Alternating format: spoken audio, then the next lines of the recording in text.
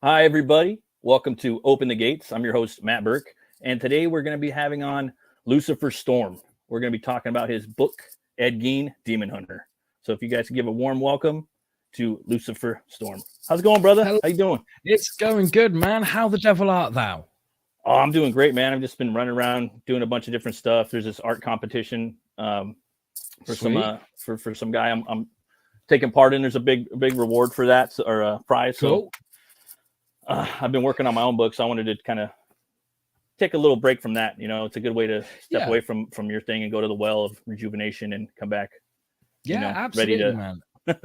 do some more stuff. I'm a big believer in have a little side projects or something to do, whether it's like a public thing or something that you're just doing for yourself.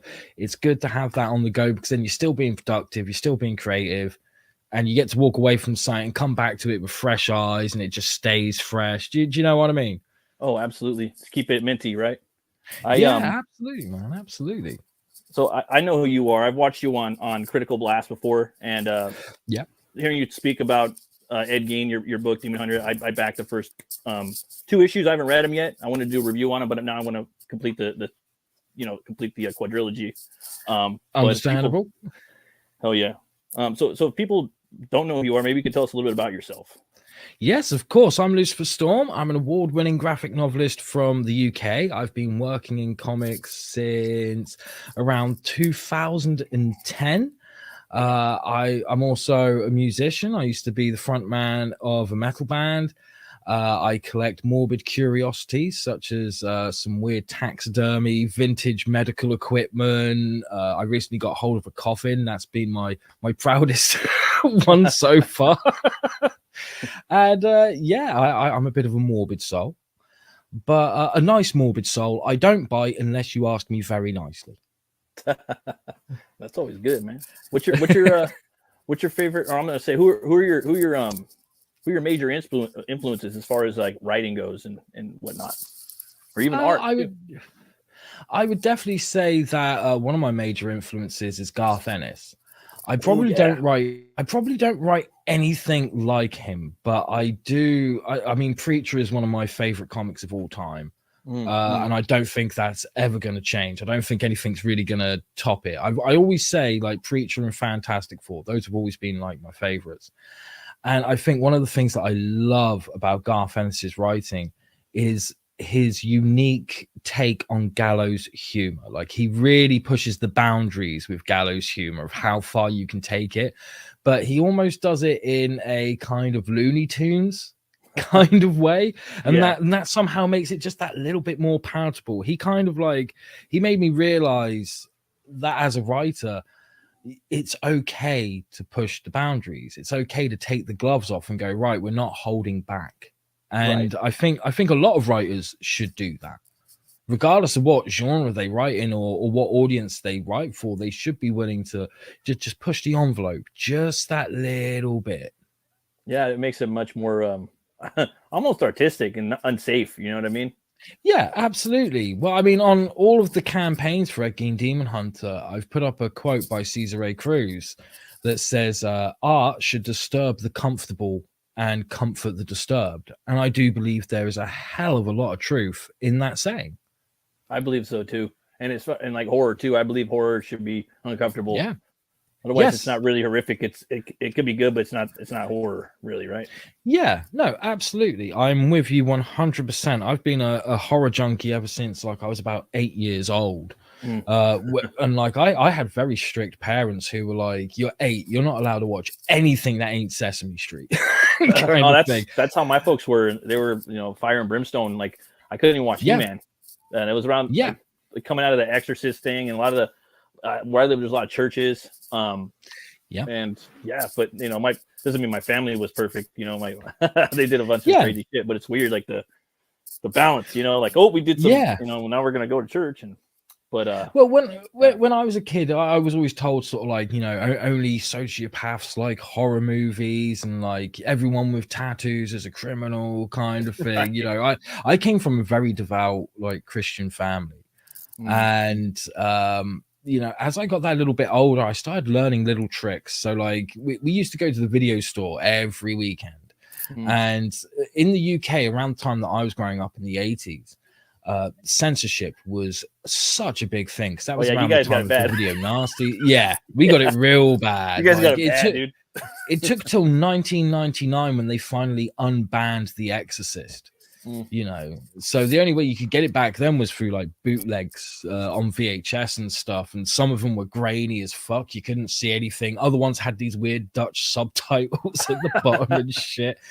And I remember going into the video store one weekend when I was about 7, 8 years old, and like I would always see all the fucking horror movie posters and the VHS covers, and I was like, oh, I so want to watch one of that. I want to see what it's like. Do sociopaths really watch this shit? You know, and I questioned everything from such a young age. And I found one, and it was the Monster Squad, and I just loved the cover so much. And I was just sort of like, hey mom, can I rent this? And she was like, no fucking way, like you need to be at least 18 years old to like watch that. And I was like, but I saw it on TV. Yeah. And she was like, oh, well, if you've seen it before, then yeah, sure, we'll rent it. And I was like, cool. I just lied to her. Hey, you gotta watch it. You know, I love that cover too. That blue cover, right? Yeah, all the characters are in blue, and then the car. Yeah, and then you got in the middle. It's like you got the hearse on the front, and you got all the kids sat on it, and there's like Rudy like trying to look fucking cool. You know? So good. And it was one of those things, like I was too young to watch it at that time, but I still had a fucking awesome time watching it. And after that, I was just like, okay, I'm hooked. Like I need more and more and more. And like there'd be certain movies that would come on TV, and like my parents would be like, you're not fucking watching that movie. So I used to give my friends VHS tapes and like a couple of bucks and be like, can you record that movie for me? Like that? Yeah, exactly. You got the shit? All right. It literally was at such a young age. It was just this horror shit was, you know, horror was being peddled around like it was fucking heroin for some reason. No nunchucks. Do you remember that? Yeah, absolutely. And we had like Bruce Lee movies here were censored because he used nunchucks. He's like, what the fuck? Where'd they go? When that 80s Teenage Mutant Ninja Turtles cartoon first came out over here, our government thought that the word ninja was too violent, so they changed it to hero. Yeah. And they had to redub the theme song and everything, and just like, and now half the shit that's being released over here is like, it makes all that shit look tame. Right? Like Sunday school cartoons. Yeah, absolutely. But I guess that's always like played a role into my writing as well, because it was always that thing of like, what is so bad about this movie? What is so bad about this story that people don't want me to see it? And why can't I be the judge of whether I should be? Because at the end of the day, if I put something on and it doesn't suit me, I'm going to turn it off. Like I may be a child, but I'm not a fucking idiot. And now I'm an adult and an idiot. So, but yeah, like I was going out there, and like when I was a teenager, like I made friends with like a couple of bootleggers, and you know they were getting me stuff here that was banned, like Cannibal Holocaust and Faces of Death, and like I was like Cannibal Holocaust is the one that sticks with me so much. You probably see like I've got a wooden like box set behind me of Cannibal Holocaust, because I just think that tale has such an important message, but yet it's so visceral and guttural, and the imagery that you're seeing is just so harsh, but there's this real nice story behind it. Hey man, I was wondering too about your process, if you want to talk about it, like yeah, of course. So you obviously you're the writer, you do a script, and you do the plot, and also you do the story. But when you're doing like breakdowns for your artists, do you do any thumbnailing or anything like that, or how does that work? I do. Excuse me. I do thumbnailing for me. Like whenever I'm working on a scene, I don't do it with all scenes. Some of the scenes they kind of play in my head like they're a movie, and I just break them down to their basic actions. You know, and I go, okay, do we really need to focus on this particular beat of the scene? Because if we do, instead of putting that in one panel, I'll break it down to 2 or 3 panels and so on. But occasionally, just to figure out the scene and make sure that it's got that nice pacing, that nice flow, I will pull out a piece of paper, fold it in half, or a couple of sheets and fold it in half, and then I'll thumbnail it for myself so that I know how to describe it to an artist. But I don't actually hand them any thumbnails whatsoever. Okay. With the next book, that might be a little bit different, because there are certain scene transitions that are going to be so fucking difficult to explain in script form. But with Ed Gein, it was dead easy. Like, the only imagery that I really passed on to Christian was crime scene photos from the actual Ed Gein case, and like pictures of Ed Gein in court and being arrested, and going, look, he's obviously going to be playing a big part. He's the titular character. So have this, and we need to see some of his history. So here's what Warden's hardware looks like. Nice. Here's what the Gein family farmhouse looks like. Here's what they discovered in the kitchen and stuff like that. And yeah, apart from that, it was all just, here's a script, Christian. Go with the grace of God and do your thing and make it fucking badass. And then he would hand the thumbnails over to me and be like, what do you think of these? And I'd be like, they're fucking gorgeous. Go pencil, go. Ooh. Nice. So he was sending you the thumbnails and layouts and stuff. And before, oh, okay. That's cool, like man. the process with the illustration and the pages, that was great, because we worked it out that I'd sent him all the scripts straight away. I don't like to write an issue, get it done, and then write the next issue. I like to have it all planned out, all plotted, and then write a first draft of all the issues, and then I go back and do the tweaks and do however many drafts that I need to do. I think this is one of the few times that we only did 2 drafts on the script. Oh, wow. And I passed them all to him, let him read them. He'd come back and be like, this is awesome, man. I've got loads of ideas and stuff. We'll do it issue by issue, and we'll work in batches of 5 pages. So what he would do is he would sit down, he would thumbnail an entire issue, send me the thumbnails. I'd go through them and go, okay, this is awesome. So please go ahead. You've already got character design stuff. Go ahead and start penciling the pages. So what he would do is he would take the first 5 pages, pencil them, send them over to me for approval, and I'd be like, yep, this is awesome. Go ahead and ink it. He would then ink those 5 pages. I'd pay him for those 5 pages, and then he'd be like, cool, well, there's your pages. And whilst I was lettering those pages, he'd be working on the next 5 pages. And he would keep going like that until we got to the end of the issue. And at the end of the issue, the final batch, because they were 28-page issues, the final batch of pages would actually be 3 pages and the cover. He would always do the cover last. Nice. Makes sense. But yeah, that's generally how it worked. And I've got to admit, like, when we were doing the first issue, it kind of felt like a little bit of a slow burn. But then you would blink and be like, oh no, hold on, the first issue's finished. We're already halfway through the second issue. And before you knew it, we are where we are now. And it's like, wow, we've got 4 issues under our belt, and we're both really hyped and really happy with the end result. It just worked out so well. I never had to chase Christian up on any work, and he never really had to chase me up on anything. There was so much trust there. Working throughout the whole project, it was an absolute dream project to work on. Yeah, it seemed like you guys had like a nice well-oiled machine, watching from a distance and seeing how these books are coming out pretty quick. And I got your package in the mail. It was a nice big box. Oh yeah. And I just it's like, wow, man, that came pretty quick. He's already got the next one done, and then you're talking about how you're almost done with the 4th one, I think, or it's going to the printers, right? Yes. Before we even started the campaign for issues 3 and 4, issue 3 had already been put in print. I've actually got a copy of it right here in my hand. So issue 3, I love that. That's my favorite one.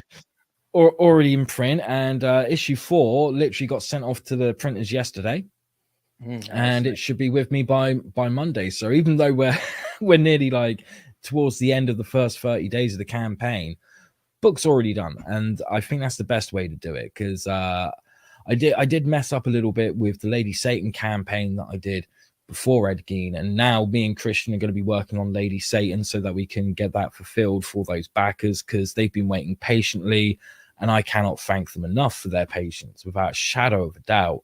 but that definitely taught me, like, yeah, no matter what, get as close to finishing a fucking issue or the entire book as possible, then do the campaign. Yeah, it's hard, man. Like right now, I'm working on my book, and it's going to take me like 2 years, and just because I just know, man. Like I gotta, and then there's problems too, like when you start shipping and printing, and like I guess the rule of thumb now, like I was saying, like add 6 months to your fulfillment time or whatever. And then someone else is saying that too, so they're thinking the same way because you never know, you know what I mean? Yeah, no, absolutely. I mean, you just never know what's going to come up that can get in the way of stuff. Exactly. I mean, I had an absolutely shit start to the beginning of this year, and by that point, Lady Satan had already been delayed a hell of a lot. And I had things like, I had a friend who cut their wrists in front of me. I had someone who was stalking me and harassing me, and I had to go through like the legal procedure with that and stuff. And that was just like the tip of the iceberg. And I thought, fucking hell, what has 2022 got against me? What have I done to 2022 to deserve this kind of thing? And that, that all played into it. And there was stuff that was going on towards the end of 2021 that got in the way as well. And that eventually led to my realization of, like, you know what, I'm not the best person to be drawing this book anyway. Christian is. So luckily I managed to be like, Christian, I want to give you more money. And he was like, oh, let me think. Yeah, you twisted my arm, I'll do it. I love his art too, man. Well, that's cool that like you kind of got that, hopefully that stuff behind you in the beginning of the year. And now you're closing out the year pretty damn strong from where I see. Yeah, I definitely feel so. There's like a lot of work ahead. Hey, who have we got here on screen? How you doing? Hey, Amanda. I like I said, the first half of this year was just shite, absolutely shite. But this second half, it definitely has been strong. It's gone a lot better. The future's definitely a lot brighter. I mean, like, I've still had, like, the odd thing, the odd hiccup here and there. There have definitely been people who have been slightly vocal about the Ed Gein book and how they're not happy with it. I've had one guy who I'm not going to mention his name. It's not worth it. But he was out there accusing me of being part of a fucking hate group and trying to get the book banned from stores and trying to get me blacklisted from conventions and stuff. He managed to get the book banned from one store. But I had several others being like, how do we get hold of this book? Yeah. There's a whole there's a whole audience out there of like moms like in like California and like all over the place that if read comics they would read this. Like they're into that stuff. Yeah. You know what I mean? Like I'm telling you, like, absolutely. I mean, obviously it falls into the horrific fantasy realm, right? But from what I gather, I haven't attempted to, but it also goes into the true crime era in some ways as well, too. It tiptoes in a little bit of that. You said you were in a metal band. I gotta know, man. What's your favorite metal band? What's my favorite metal band? Oh man, there's too many to choose from. Too many to choose from. How long have you got? Because I'm gonna list you fucking tons. Okay, do three then. Do three. Okay, well, when I first got into metal, one of my favorites was Korn. Okay, me too. And that's because when I started getting into them, they literally had the debut album. That was it. So I got to like watch them grow and stuff, and like I was discovering things like Nine Inch Nails and Entombed and stuff. And as time's gone on, bands like Lamb of God have come into the frame, and they are just fucking spectacular, absolutely spectacular. Man, trying to narrow it down to three is hard because I'm like, do I pick Nine Inch Nails? Do I pick Tool? Do I pick Dillinger Escape Plan? Like, there's Dillinger's so crazy too. Many. Oh god, yes, absolutely. It's so mathematic, dude, and jazzy and metal and so many other things. You know what I mean?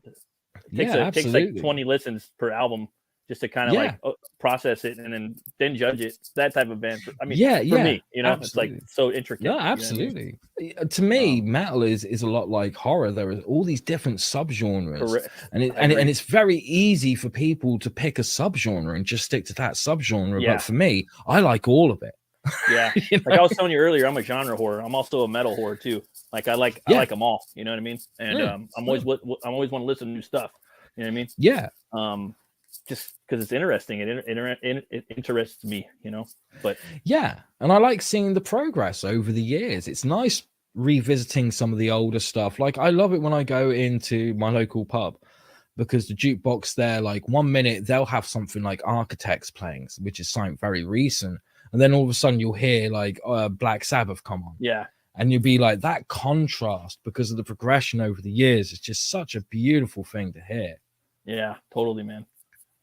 Yeah, Black Sabbath's awesome. Like for me, like that, they're like one of the first fathers. You know what I mean? The elder statesmen, founding fathers, them and Motorhead for me. But I mean, there's so many more. You know what I mean? But I always ask people that when they come on. If you had to do like a Mount Rushmore of like metal bands, who are the 4 metal bands you're picking for that? Because I'm with you on Black Sabbath and Motorhead. I'd have to add Led Zeppelin in there as well. Yeah. I don't know who the 4th one would be.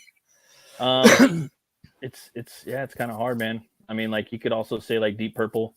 A lot of people, I mean that's one of them, you know. But it's hard to say that the first 2 are easy, but and even the third with Zeppelin, you know. But that 4th one's kind of hard, you know. Yeah, because I mean you've mentioned Deep Purple. That's a fucking great one. I would throw in for nominations at least Rush and Pink Floyd.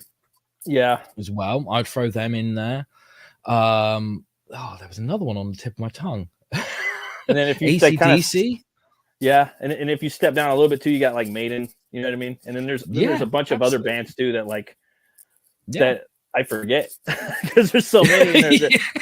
And they're like so underground. They release like maybe 2 or 3 albums in their 70s and 60s, but they're fucking heavy, and we just forget about them. And you have to go do deep dives on them. You know, like I was, I'm really into like the the just like Scandinavian metal and stuff. You know, and I watched like documentary. And there was like 200 or more bands, maybe 300 bands that like started from the 60s all the way till now, all the way through black metal and Viking metal, you know, and melodic death metal that like have been there. You know what I mean? That you never even heard of them. You know what I mean? So yeah.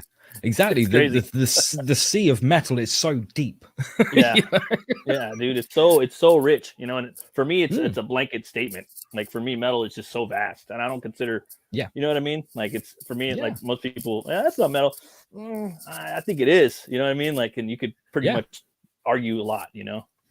Oh, cool, absolutely. I was wondering, man. Do you think we could show your campaign? I mean, I got it up right here. If you like, we could show it on your end. You like me to show it on my end? If you don't mind, that'd be great. Sweet. Go ahead and share it real quick. Here we go. There it is. You got a okay. Yeah, I like that. That cover right there, man. With the chainsaw. I do as well. There's like it screams horror. It lets you know what you're getting in for. I do feel that there's a slight Scooby-Doo vibe to it as well. Maybe a little which bit. I absolutely love. I absolutely love that. So makes it fun. Yeah, absolutely. Look at that. Issues 3 and 4 of a 4-issue miniseries. Issue 4 cover art to be revealed. Sweet. Stunning black and white artwork, full color cover, exclusive Indiegogo perps, trade paperback option available. I kind of want all of them, man. To be honest, like that paperback would be cool. I like the covers too. You know what I mean? Yeah, absolutely. In fact, in the updates, we have shown the cover to issue 4. Oh, sweet. So if you want to take a quick look, Oh wow, that's pretty cool. Hell yeah. It's like he got her finally. Maybe, possibly. There's only one way to find out, kids, and that's back the book. You're almost there too, man. And it's going really well. I think we've got like 11 days left. We're around 47% funded, which is absolutely fantastic. It does look like we will go on and extend it by another 30 days, which was something that I probably would have done regardless of how far we were with the funding at this moment. Love this artwork, man. You know, and what I like about his art, I mean, he's his own style now. Like I could kind of pick him out when I see him because I've seen a lot of the work he's done. but it reminds what I liked. What drew me to his art. It reminded me of the old school Mignola that I liked. Yes, the old school, like when he just started doing Hellboy, like the first 4 issues, maybe before his shoulders, when he was bigger and before his shoulders started slouching and he had the world on his shoulders, and that's what I like, man. Like when he was doing the Bram Stoker's Dracula, that's my favorite movie. Oh yeah, I have I got the adaptation, or I got the comic book in black and white because they had it in color. Nice. In the graphic novel, and I was like, always wanted that, and I could never get, and I never even knew it was around till later on in life. I loved the movie, and then I find out he did the thumbnail. He was the storyboard artist for the movie, and I saw an interview with him where like Coppola was calling him all the time, asking him about stuff. But anyways, back to Ed Gein. I love, I'm loving this art, man. Really, cool. I'm a sucker for black and white art, and Christian's art's phenomenal. Me too. And it really, like, I was talking to, I mean, I always say, like, when you're watching or reading black and white comics, your head kind of like populates color in there, like, or like thoughts of color kind of involuntarily kind of, for me anyways, go in and out of your head, and you just assume that, I don't know, like color's there, but it's not. You know what I mean? Yeah, I get what you mean. It's hard to put to words, but I love the horror too, and like sword and sorcery. I love black and white. I mean, it's good for anything, but I think it's really cool in there, especially because of how black is so heavy. Because of the starkness of it. You know, it carries a lot of weight. I mean, I know it sounds kind of cliche and all, but it's amazing how many different moods you can create in a scene just with black and white, and maybe a little bit of gray tone or gray wash once in a blue moon, but mostly just using the two colors, black and white. The amount of stuff you can do with it. And I find that it's when you've got a color comic, don't get me wrong, I've got nothing against color comics. I do like color comics. Yeah. But with color comics, I can kind of turn my brain off just that little bit more. Whereas with a black and white comic, I have to be a bit more involved. You know, that like the artist and the writer, they've done a lot of work, and now I have to do a bit of work as well. Yeah.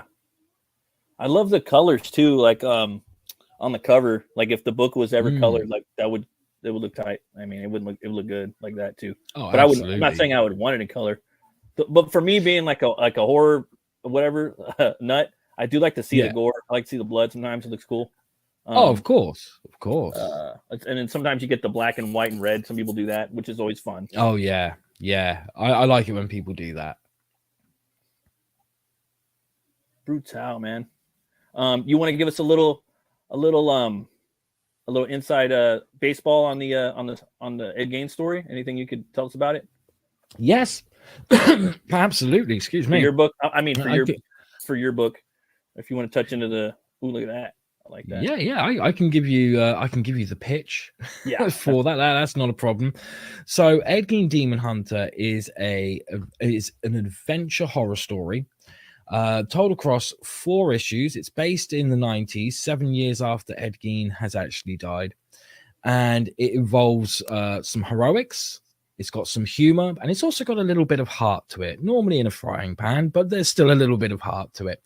Like I said, it takes place 7 years after Ed's died. So it's 1991, and Satan's just discovered that there's this deranged demon that has escaped hell, and it's found a way not only to escape hell, but once back on Earth, it can. It's discovered that if it finds its original remains, even if there's just a tiny bit of bone that's left, if it's got those original remains, they can find their way into heaven. And this particular demon wants to go to heaven because they feel cheated by God, and they want to prove that God isn't infallible. And by doing that, that would mean the destruction of the entire universe, everything from heaven, hell, and in between. So Satan's obviously a bit panicked because that includes him. And he sat there thinking, oh man, like if I go after the demon, I mean, I did that once before when a demon escaped, and everyone who occupies hell, they started a holy war in heaven in my name, and I don't want that happening again. So I need to send someone else as a demon hunter. And he thinks to himself, I know, a serial killer. The problem being is if you send John Wayne Gacy, if you send Ted Bundy, they don't care about the universe being destroyed. They're going to be like, cool, I've got time to have some fun. I'm back on Earth. How many people can I kill? Whereas he feels that Ed actually has a little bit of remorse in him, and that he will actually come back and do the job. So he decides to send Ed Gein back into the field in Plainfield, Wisconsin, along with a Hellspawn who normally serves Satan, is normally by his side the whole time, but feels like it's best to send him out there with Ed. It's also part of this Hellspawn's punishment because he questioned Satan's plans at one point, but obviously he can't send him in his normal form, so he disguises him as a bloodhound. And together they go out to find and hunt and capture this deranged demon to bring it back to hell. But in order for Ed to capture this demon, he must first deal with his internal demons. That's awesome, man. Sounds like a good pitch. Thank you. Can't wait to read it, man. I can't wait. We had a lot of fun. Right, I had a lot of fun writing this book. Christian had a lot of fun drawing it. Putting those two things together was a lot of fun. And, you know, so far, apart from a couple of people who, as I've mentioned, you know, they've been like, this is wrong, this is bad, this is evil, you're a bad person. Pretty much everyone who's read it has had a really good time with this book. That's all I hear. Everyone that's read it says it's awesome. You know what I mean? Looks awesome to me too. That's why I backed it. I want to get this one, and it's cool. Cool if I go over some of these perks. Yeah, of course. We got the featured trade paperback right here, and that's going to be all 4 issues combined, if I'm not mistaken. Yep, that's all 4 issues combined, and we're going to have some supplementary material in there as well. I'm currently looking for someone to write an introduction for the book. I'm trying to find the most appropriate person to write an introduction for the book. Sweet. Then right here we got the digital one. Yep. Oh, okay, cool. So there's an option because when issue 3 went to print, it was available on my website in both digital and print forms. So some backers were like, hey, I want to back this, but I only want issue 4. So I had to add a couple of tiers in there where if you just want issue 4, you can get issue 4. If you want issues 3 and 4, you can do that. There's also a catch-up tier where you can get issues 1, 2, 3, and 4. But if you're someone who's, let's say that you backed issue 1, but you didn't back issue 2, all you have to do is back issues 3 and 4. And then as an add-on perk, you can add issue 2, either in digital or print, to your order and go from there. So there's so many different ways you can cut it up. So whatever issue you're missing, you'll be covered. There's a way of getting it. Nice. And then there's the issue 4. It's coming pretty soon. I mean, the art just came. We just look at that. Sorry. Yep. Yeah, and you get the bundle. You get 1 and 2. Catch up. Yeah, it's pretty straightforward stuff. Yep. We also do retailer perks. So with each individual issue, if you get a retailer perk, that's 10 copies of each individual issue. If it's a trade paperback, it's 5 copies of the trade paperback. And then, you know, we've got various stretch goals that hopefully we will hit because I really want to give them to you. Oh, nice. Let's see here. Check out some of the stretch goals. We got a t-shirt coming soon, huh?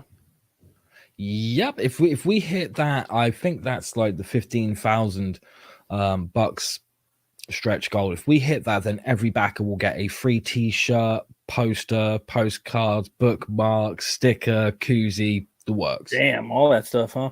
Wow. Oh yeah, that's attainable too. I've seen it happen before. Yeah, that'd be cool, man. All that stuff. It'd be great.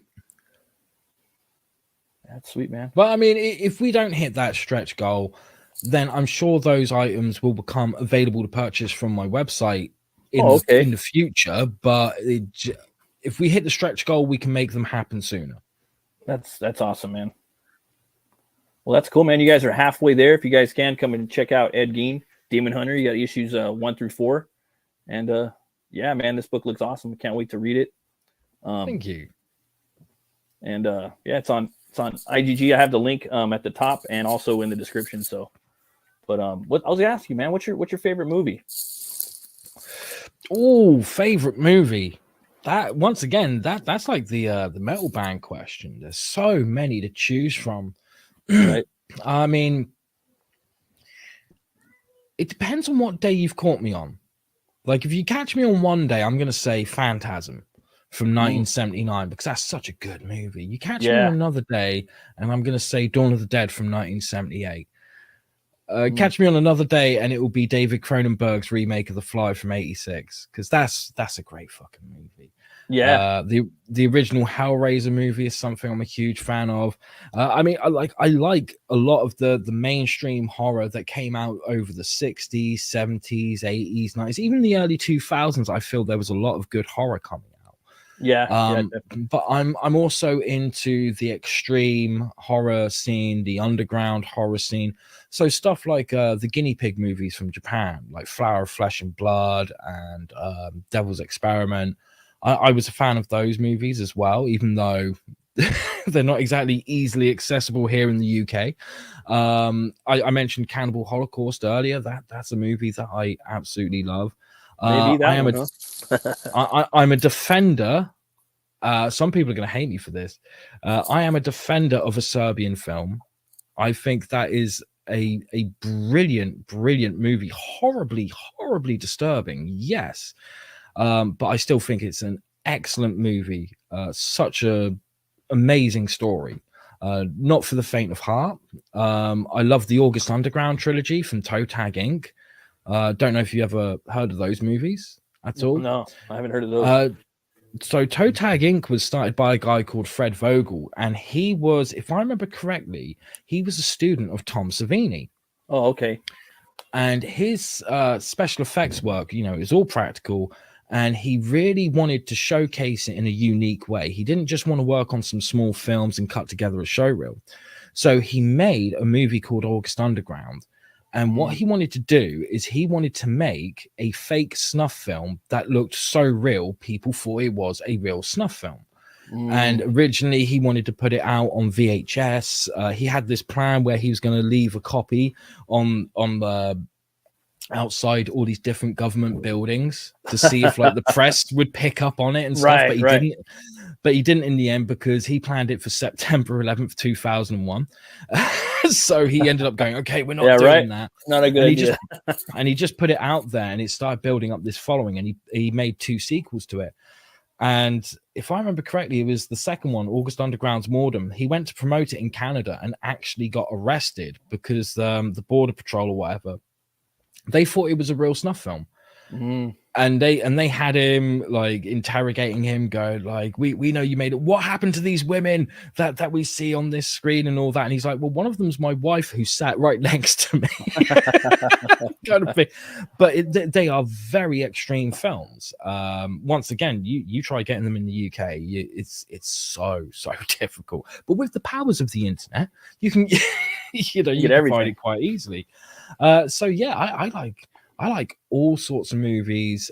I'm a huge horror fan, though. Horror will always be my number one go-to. Do you see Terrifier 2? No, I haven't even seen Terrifier yet. I'm letting the side down by saying that. You gotta, check it out, man. It's you gotta watch the first one. The first one first. Yeah, you don't have to, but I think it makes it better. You know what I mean? And the story changes. They were 10 years apart, I think. But the guy that plays the clown Art, that was his first movie role. And if you were to see him, he looks like he looked like he'd be like a perfect Joker, But the character doesn't speak; it's all a mime, Oh, that's cool. Really creepy. It's got that old school like 80s, 70s feel to it, Yeah. But the new one was pretty crazy, man, and it didn't end the way I anticipated it to end. So it switched. It was long movie. I've heard amazing things about both Terrifier and Terrifier 2, and they are movies that I definitely want to see. I did see the new Hellraiser movie that they put out on Hulu. I loved it. I seen it too. Absolutely adored it. What did you think of it? I thought it was cool. I like the original Cenobites, but I think that the design of the new one was cool. It was something different. You know what I mean? Yeah. I liked what they did with the puzzle box. I thought that was very interesting. Yes. How it would change shape and form. Thought that was more interesting. I like the location, like the house, like and just that setup. But I mean, for me, it's ultimately like I love Hellraiser 1 and 2. Those are my 2 favorites. Yes, I like the leather bound S&M like metal, like Cenobites, you know what I mean? Like they're just a little more fun, but these ones were cool. And I know that Clive Barker intended it to be maybe like a female type character from the get, as opposed to what they ended up with in the original. But it was cool, man. It was all right. You know, a lot of people were hating on it and stuff. But I thought it was cool. I put it number 3. For me, it's number 3 in the whole like franchise, personally. Yeah, no, absolutely. Like you, I love the first 2 movies. I think they are absolutely incredible. And I was very skeptical going into this one, thinking, "Oh God, are they going to mess it up again?" I mean, how many times can you mess up Hellraiser and you want to go again? You know, but I really liked it because like when they got to the house and everything, I was like, oh, now you've got this Southern Gothic feel to it. Like it was quite open at the beginning and then it got all enclosed and stuff. I was like, wow, like they've done something really special with this movie, and this feels like a Hellraiser movie. Like I can now see there are 3 movies out of the fucking franchise that I'm like, yes, this is awesome, rather than just 2. And I noticed they're doing that. Like Hulu, they're like low key, like they're taking like horror adjacent franchises like Predator, Hellraiser, and they're making these movies. Like I don't know what they're gonna do next, but I liked Prey. I thought that was cool. I haven't seen Prey, but I've heard that's amazing. It was good, and it was it was a prequel to the whole franchise. Not spoiling too much, but it was good. But yeah, man. I mean, definitely check out those Terrifier 2, Prey. You've already seen Hellraiser. I mean, and then there was what else was there? I was trying to think of like newer movies kind of slipping out of my head. But I don't know if you saw the Northman. That one was pretty good. Haven't seen that one yet either. That one's really I like that one a lot. I mean, I've got this really bad habit of I'll sit there and I'll be like, okay, I want to watch a movie or I want to watch a TV show. There are so many new ones that I could go for. And then I end up going, I think I'll just watch this again. I'll watch South Park again, or I'll watch Dawn of the Dead for the umpteenth time, kind of. No, I'm really good at doing that. And I do the same shit. During that first lockdown back in 2020, I started off like going, well, I've got time to catch up with some of the newer movies, and I was putting them on, and going, oh, this sucks, and this sucks, and this sucks. So I ended up watching loads of movies from like the 70s and 80s and 90s that I'd just never seen before, and I had a great time with those. You know, like me too.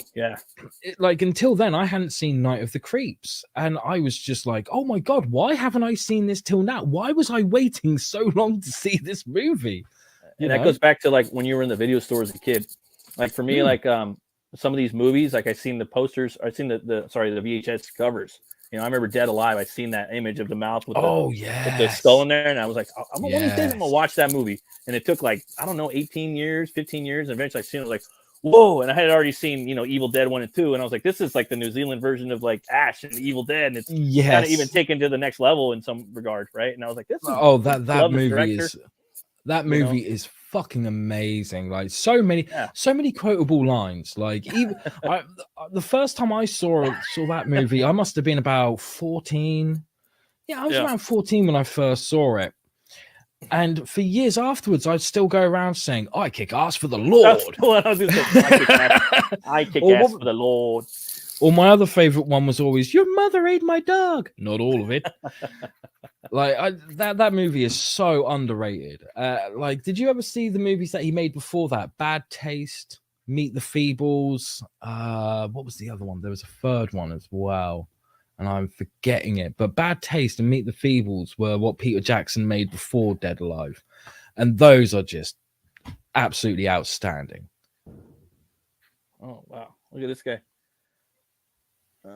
Turkey, criminal psychology graduate student, and I have the childhood knowledge of a serial killer. Okay. I'm wondering, why do you think you're curious about the field, and why are you talking now? Oh, okay. Well. Hello. Hey, from the UK to Turkey.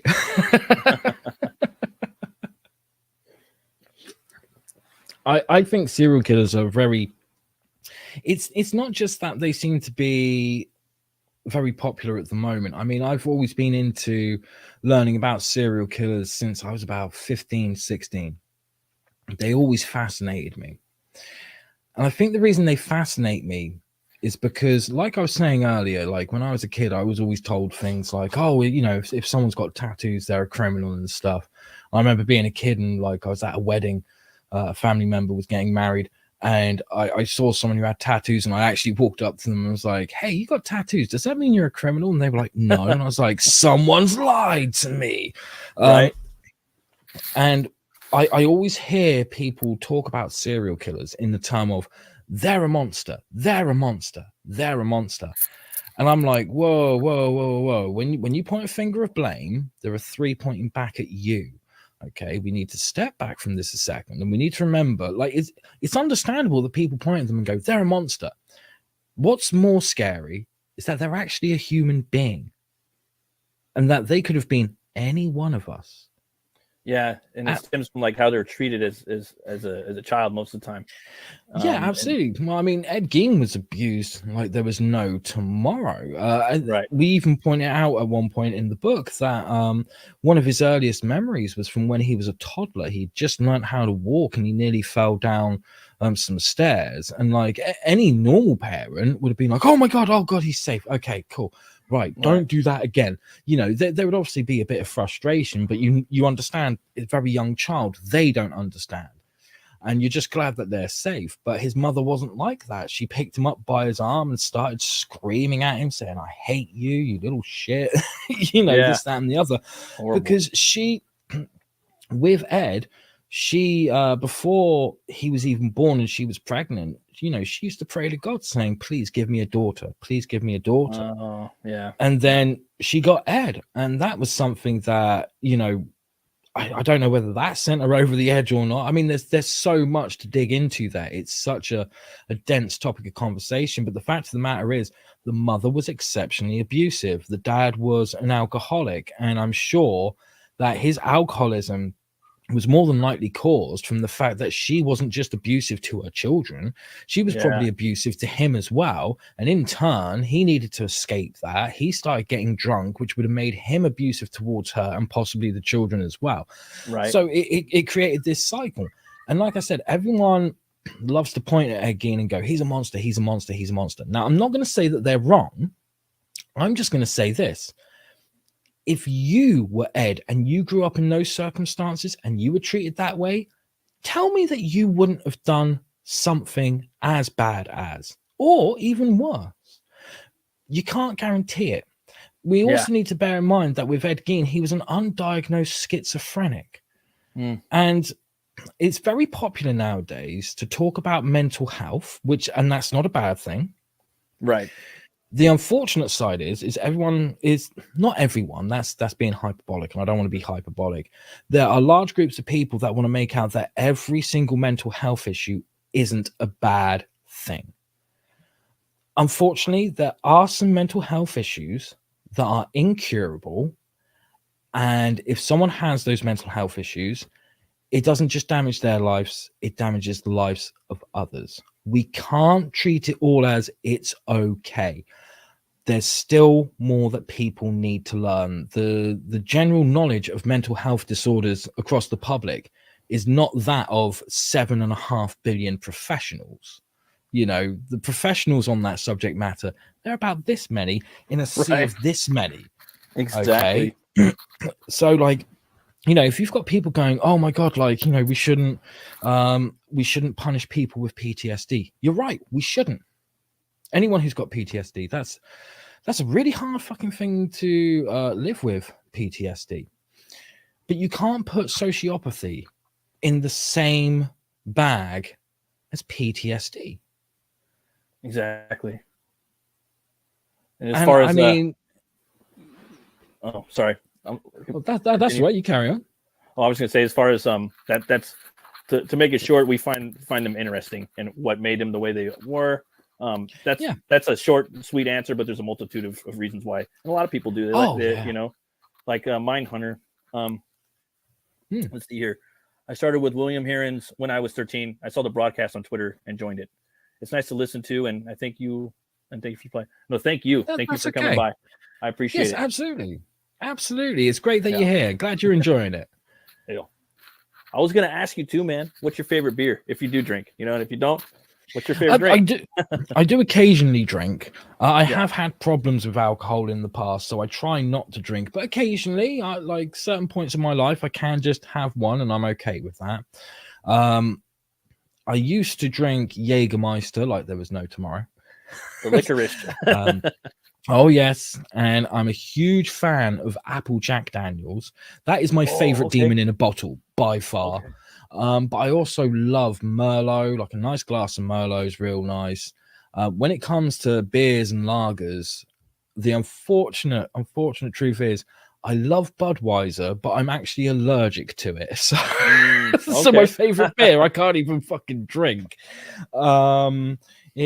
If not that, I'd probably go with Beck's. Beck's is a nice beer.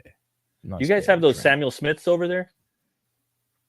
Not that I'm aware of. I think there's a beer it's a line called Samuel Smith. They have like oatmeal stout. They have organic beer. They have all kinds of different dark imperial stouts. I think it's from London. Yeah, but London does have a couple of good ones, or from England. I'm sorry. They have a couple really good beers over there. Old speckled, I think it's Old Speckled Hen. Old Speckled Hen, yes. That one's pretty good. I like that one. Dude, I'm just trying to think of all of them. I think, no, I was going to say Bass. There's so many. But Boddington's Pub Ale, I don't think that one is from there, but I used to drink that all the time in my 20s. This crack I used to dabble with that. There was Boddington's, and there was Newcastle Brown Ale. I loved Newcastle, and then somebody told me something. It just kind of fucked me up. I don't know why. It just made me mad for some reason, but it's stupid. It shouldn't have made me mad. My buddy's like, "Hey, dude, you know they put caramel coloring in there, right?" I'm like, "What? They put caramel coloring in there? Those bastards!" For some reason, it like pissed me off for some reason. But I loved it. I loved it. You know, I thought it was like a natural like caramelization that was in the hops or whatever. You know what I'm talking? Yeah, but yeah, I guess I'm more of a spirits guy than I am a bit. Like when I was younger, it was always beer, because it was just so much cheaper. But as I got older, I was like, oh, actually, I'm preferring whiskey a bit more. Yeah, whiskey's really doing it for me. Yeah. What about you? What's your favorite drink of choice? My favorite, well, as far as because I like them all, but like I prefer to drink more of the spirits. I usually drink beer on Tuesdays when I do this show, and then and I've just been doing this cheap Rolling Rock ale, just because it's pretty smooth and it's one of the first pale ales over here, I think. Nice. But my favorite beer is just Vitus from Weinstefaner from Germany. That one's really good. It's like a Hefeweizen, a dark Hefeweizen. I like the dark beers. I'm so glad you mentioned Germany. Back in 2013. I was a guest at a convention in Germany, and it was a horror and comic convention stuff. So there was people like myself. There was Mr. Lordy from the band Lordy. You had you had Robert Englund was there. You had some of the Walking Dead cast there. Rowdy Roddy Piper was there. You had it was super cool. There were like 3 different Jasons there, a couple of Michael Myers and stuff. You had people from Texas Chainsaw Massacre stuff. Absolutely great time. And the night before the convention started, they had this private party for all the guests. So I'm there kind of like, okay, I feel like a little fish in a big fucking pond at this point, because there's all these guys walking around that I'm like icons. Oh my God, when I was absolute icons, and I'm like, what the fuck am I doing? Kind of thing. But because it was like a private party, like they have smoking laws there, like, you know, you can't smoke inside, but if it's a private party, you can. And they had like a bar set up. And there was me and John Duggan, and John Duggan played Grandpa in the original Texas Chainsaw Massacre. Okay. And we were just chatting, getting on and stuff. And we walked over to the bar to get a drink. And I was looking at all the different drinks they had. And I was like, what the hell is cola beer? And they were like, would you like to try some? And I was like, yes. And now I can't stop fucking drinking the stuff. And what amazed me about it was they didn't go, okay, well, we'll get some Coke or some Pepsi and we'll get some beer and we'll pour them together and make a mix for you. It was on tap. It was already pre-mixed. Oh, even better. I was like, what the hell is this? And now whenever I go to a bar now, especially if it's like out of town or if I'm at a convention out of my hometown stuff, when I go to a bar, I'm just like, I want a cola beer. And they're just sorry, I want a cola beer. That sounds good to me. Yeah, man, It's a crazy, nice man. little drink. Yeah. Like, especially like on a hot summer's day, if you're out the back of a pub in a beer garden or whatever, and you just want like a relaxed, cool drink whilst you soak up the sun, perfect, absolutely perfect. Yeah, that sounds good. Yeah, that's. I was gonna say with like whiskey, I like like the rye whiskey. I started getting into that during the pandemic when I was working. Yeah. I was working in grocery stores and stuff, and Oh yeah. everybody was going down, man. Everybody was getting it, you know. Mm. And I would my work would give me gift certificates just to like, oh, here you go, boom, you know. And I would just you know, because I was working, you know, and I didn't get it, thank God. And so I would just get rye whiskey, and every couple of days I'd knock back a little bit of that, you know, and boom, I'd get a little itch right here, boom, and I never got the stuff, you know what I mean? I never got sick. And ever since then, I guess that was 2 years ago now. It doesn't feel like 2 years. It feels like about 6 months. It feels like about a year ago. But ever since then, like I'll have that. Every time I get like a little itch right here, boom, and I'll fill it with I get the little tumbler cups, and I just put one ice cube in there, and I fill it up to the cube, so it's usually like 2 or 3 shots, and I'll just sip on that, and boom, and then I'll wake up the next day. Like I might end up sleeping in a little bit, maybe an extra hour to 3 hours normally, because I normally sleep 4 to 6 hours. So I might sleep in 7 to 8, and I feel just like boom, like what's up? Like I feel good, you know, like ready to go. Yeah, feel good. But and I'll keep that in the you know, maybe in the liquor cabinet or something, you know, maybe hit that like once a week or less. But I do my beer, you know, and then Kraken. I like rum. Rum will do the same thing for me too, like a good rum, or even a tequila, Any 3 of those things: rye whiskey, tequila, or rum. Like, boom. Are you a vodka guy? Vodka's all right. Like my local pub, they do California. They do their own vodkas.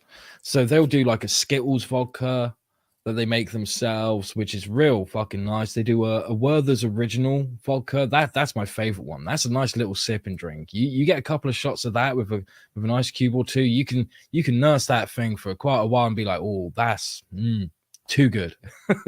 It goes down too easy. It starts tasting like ice cream after a while, and before you know it, you've had about 10 of them, and you're like, it's going to be one of those nights. Exactly. They just go down so easy. Hell yeah, man. Well, I was wondering, man, do you have any other things lined up in the works after Ed Gein that you could share, or is that going to be kept under wraps for a little bit? Well, as I mentioned earlier, Christian is going to be doing the art for a book of mine called Lady Satan, An Angel in a Killer's Dress, which is the story of a French stripper who gets abducted to be the star of a snuff film.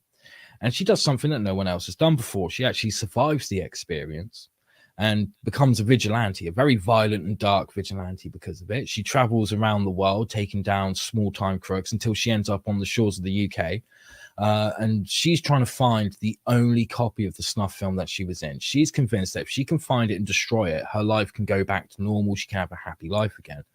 And while she's searching for it, she discovers that the man who actually abused her and tortured her in front of the camera is a high-ranking British police officer who's about to be arrested by the MI5. So she's got this small window where she's like, I can actually get revenge on the person rather than just looking for the tape. I can get revenge on one of the people involved. But obviously he's being close eyes on him at all times. So it's a very dark revenge tale, a little revenge thriller. And it's going to be the first book in a series. You're going to find out there's a lot more to it after that. But still a very, with Ed Gein has a very comedic mode to it. It's not super comedy or anything like that. There are very serious moments in Ed Gein, but there's a lot of wry humor and a lot of gallows humor in there.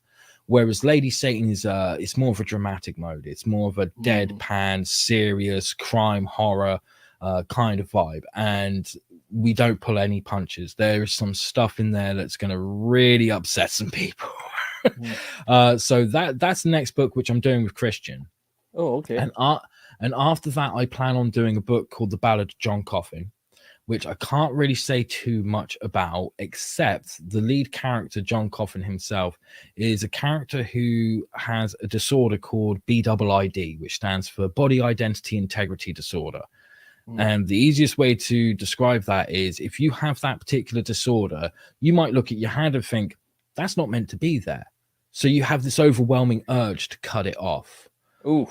There was a case many years ago where there was a woman who actually had BIID, and she was convinced, like her brain kept telling her, you shouldn't be able to see, you shouldn't have eyes. And she went to a psychologist to get treatment for it. And she ended up convincing him to pour bleach into her eyes in order to blind her. Wow. Yeah. I think I heard something about that on actually YouTube. I was watching something where some lady had something about her teeth. I don't know, like, and ended up, she had pain, or I don't know, man. Like they ended up pulling her teeth out. But I was just like, wow, that's pretty out there, man. We're talking about how like killers could become, or criminals or whatnot, or about their upbringings, like with Dean, and what my character Butch Cleaver is the same way for my book. He's brought up in an establishment, raised in slaughterhouses in my fantasy world, you know, and it kind of it turns him. He's born in one, and he ends up becoming a street enforcer and has no problem like taking people out and things like that. But he ends up dying and being resurrected into this bone manifestation, this necro character phantasm. And he has to figure out if he wants to be the victim, the villain, or the victor. So ultimately, you know, it's a struggle. That's good. The town is just filled with like all kinds of ghosts and ghouls and pirates and Native Americans and barbarians and Vikings and everything, you know, that you can think of pre, what is it, 1900s? Basically, it's an 1800s. But I was going to tell you about that if you didn't know about that. So. Yeah, no, I have to keep an eye out for that. That sounds dope. Thanks, Like, man. I like the sounds of that because I always like the idea of. I think one way I can explain it is I saw this interview with Stephen Fry, where someone asked him like, "What's the difference between American storytelling and English storytelling?" And he did a really good job of explaining it. He said, "You know the movie Animal House." And you know the scene where outside the frat house, you got this guy with an acoustic guitar and he's playing folk music, and then Belushi comes down in his toga, grabs the guitar and smashes it, and then gives a little wink to the camera. And he said, US heroes in storytelling are Belushi. UK heroes in storytelling are the guy with the acoustic guitar. I see. And it's very, very on point. Like there is that theme with a lot of my characters. Like when I introduce them, it's like, Jesus Christ, they've already gone through hell, and now I'm going to put them through even more hell in a story. I just find that's a lot more interesting than here's perfect person in everyday life, and then we're going to upset their life. No, make their life a little uncomfortable. And then when the story begins, you make it really uncomfortable. And push it because if something, exactly. Because if you're comfortable and then something's made on like really uncomfortable, it's more of a nuisance than anything. But if your life is already slightly uncomfortable, you try to ignore it, and then the more discomfort that's built up, you can't ignore it, and you're pushed to do something about it. You know, so that's one of my approaches when it comes to like lead characters in storytelling. That's awesome. I think it's hard too, like for me, like because I'm not working on Butch right now. I'm working on Hell War, which is it's like a heavy metal Norse bounty hunter in the 90s, and it's like Thor, Lobo, and Hulk put together. That's what it is. That's a sold. Take my money. I'll get my crayons out and make you the best counterfeit money ever. Thanks, man. But I was wondering, man, like with like for me, I think like with villains, like if you're doing the traditional thing with heroes and villains, right? I think it's for me now. I have to make my villains really villainous. Like there can't be that redeeming value. They have to be bad, like really bad. And I know it. Even I make characters that are like that, where you and we have to have where the villainy came from. You know what I mean? But I think it's hard too for me because I'm so interested in the villain. Sometimes they're more interesting, if not most of the time. But it's hard to not make the villainous side interesting.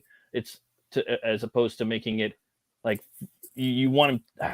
It's hard to write them because you want your reader to hate them, and they need to know that they're extreme evil, and it defines the hero more. It's hard for me to put it into words. But it's hard to make the villain the villain now. So I get what you mean, because I do feel that villains should have some redeeming quality. Not all villains, though.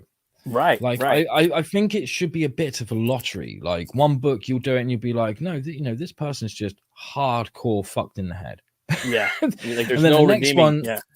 yeah, and then the next one, it's like, well, they just made a bad decision in life. Because at the end of the day, I'm not someone who believes in the real world. I don't believe in good and evil. I believe in hunger. And like that to me just drives everything, is a hunger for something. And when we see, like, on the news, if we hear about, like, someone's gone into the mall and they've shot the place up, what they've done is fucking horrible. But what we don't ask, and I think that we should with our stories, is we should ask that question of, what did they think this was a solution to? What was the problem that they thought this was the solution to? Because did anyone, like, look at the same problem and say, oh, you do realize there is another solution? Because sometimes we do get blindsided when life is being a bit cruel to us. We do get blindsided and very focused on something, and we don't see all the other options. So sometimes people do shit, not because they're bad. It's because they feel that there's no other option. There's no other choice. It doesn't justify what they do, but I've always been brought up to think of things as, it's not what someone does that matters, it's why they do it. And I believe there's a lot of truth to that statement. So when it comes to villains, I don't worry too much about whether I'm making them just a mustache twirling villain who's tying the woman to the rail tracks, or whether I'm making them nuanced, because I do believe that should, like I said, it should be like a lottery. You pick a book and you go for it, and if they're nuanced, they're nuanced. If they're not, they're not. To me, I think what makes a good villain, when you're writing the villain or when you're developing the villain, is when they have a philosophy that creates a conflict, a philosophical conflict with the hero, but when they explain their philosophy to the hero has a hard time turning around and saying, that's bullshit. Yeah, right. Right. Yeah. I mean, look at just Thanos. questioning it. Yeah, like with Thanos in Infinity War, and I'm sure he's going to be an example that people use for fucking decades to come. Oh yeah. But when he explains his whole, like, I want to get rid of half the universe, at first you're like, you're a fucking madman. And then he explains why. Mm-hmm. And that's the point where you go, you're a madman who's got a point. Yeah. And, like, you don't just feel like, oh my God, he's a bad fucking villain or a badass villain. You start questioning yourself and going, oh, fuck. And it comes back to that thing that I said earlier. Like, if you were in that person's shoes going through the same ordeals or the same experiences, don't try and tell me that you wouldn't have done the same thing, if not something worse. And that's what truly scares us. If we want to make a scary villain, we have to be able to present them in such a way that the reader goes, I can't guarantee that I wouldn't do the same things if I was walking in their shoes. Well put, my friend. Thank you. Yeah. Well, I think we'll probably wrap it up right now, brother. Is there any other thing that you'd like to say about Ed Gein or anything else? Just like I said, if you can check out Ed Gein, please do. If you can't back it, then please share the campaign. Like, sharing is absolutely free. And let's face it, who doesn't like being shared? Come on, who doesn't want to be shared? Well, everybody does. Myself included. Failing that, if anyone's skeptical about this book and is like, I don't know, maybe not, do me a favor, go over to my website. It's www.luciferstorm.com. Sign up for my mailing list, because I do weekly emails to everyone on the mailing list. I'm starting this Thursday, where if you are signed up to my mailing list, every week you're going to get a free mini video podcast episode that is exclusive to the mailing list. But upon signing up, you'll get a free digital copy of Ed Gein Demon Hunter issue 1 in its entirety. So if you're skeptical, sign up for the mailing list. There you go. Check out issue 1, and then it's up to you from there on out. There you go, folks. Sign up. You read the first book, and you can see if you want to jump on. Me, Yeah. I just backed it from the get, and then I heard people were like talking, it was getting good reviews. So that's because you're a wise man. What can I say? well, thanks, man. Where can people find you, Lucifer? Like I said, you can go to luciferstorm.com. You can find me on Facebook, Twitter, and YouTube. Just look for Lucifer Storm or The Lucifer Storm or The Real Lucifer Storm. It'd be so much easier if I just said Lucifer Storm. But unfortunately, that's taken on some platforms. There's except no substitutes. I'm the real one. You heard it here, folks. He is the real one. Well, thanks for watching, everybody. Thanks for coming on, Lucifer. I really appreciate it. My pleasure, man. Like to do it again sometime. Hell yeah, I'm chatting with you and picking your brain. Always remember, folks, be bold, be brave, and roll the bones to know your role.